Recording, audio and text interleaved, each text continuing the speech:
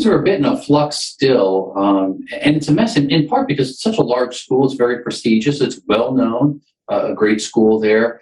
And I think there's some 11,000 plus students. And part of the challenge right away is it's the beginning of new semester. Students are trying to hand in papers and try to get back to the normal adjustment of in-person / online, and total chaos seems to have unraveled there.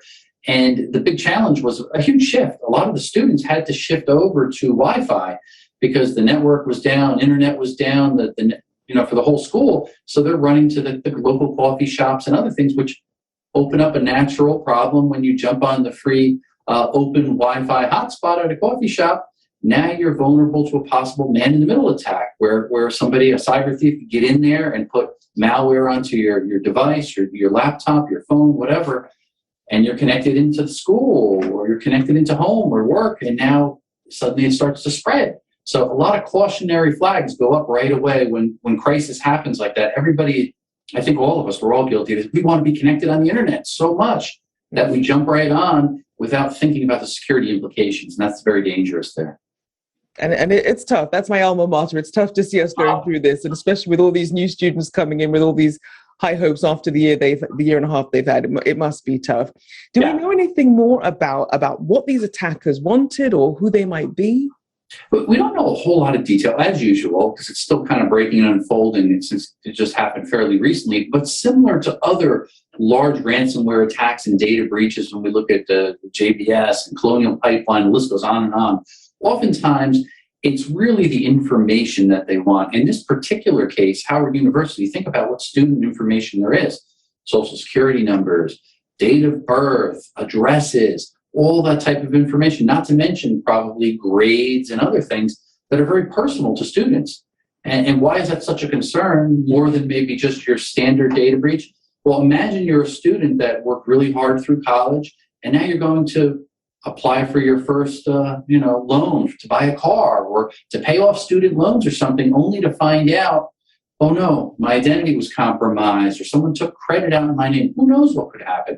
That it's all the unknown that is so scary. So all of our information, once it's compromised, is available and sold on the dark web. And that's really what my biggest concern is for these poor students and, of course, faculty, anybody that had their information compromised.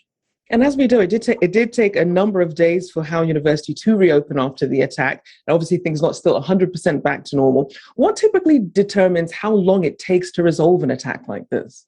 Well, a lot of times they try to just grasp the bigger picture. What happened? How did they get in? Because just because you shut everything down and you turn it on a day or two later, there still could be cyber criminals on the network collecting information. So not only do they have to determine those things, how did they get in? What was the vulnerability of the weak point that was exploited? But how do we cut it off, get them out, and more importantly, prevent them from happening again? Because when a cyber attack happens and then shortly later it happens again, it's like a 1-2 punch, and it could really put you down. And you don't want that to happen. So they got to be very cautious. They got to act quickly, expeditiously, but again, be very cautious to make sure they've got it properly secured. And as you mentioned, the attacks that we already saw with the food supply and the oil pipelines, how does this attack differ? Well, I think it's similar in some ways in that a cyber criminal is really trying to get something of value. They're encrypting the data on the computer networks, and they've got a gun to your head. They're asking for a ransom. Give us, in that case with Colonial Pipeline, give us $5 million, or else we're going to shut you down and you're in trouble and you can't have gas and the pipeline's closed, so on and so forth. So you're kind of at their mercy. In this case, the same thing may come out. We're going to find out, obviously. They may say, hey, we've got all this information. We may put it publicly. And maybe if there's information that's pertinent to a student, personal information, you may not want that out there. So those type of things could come out. So it's almost a ransomware, potentially extortion that this could develop into. And that's where, again, it gets very dangerous.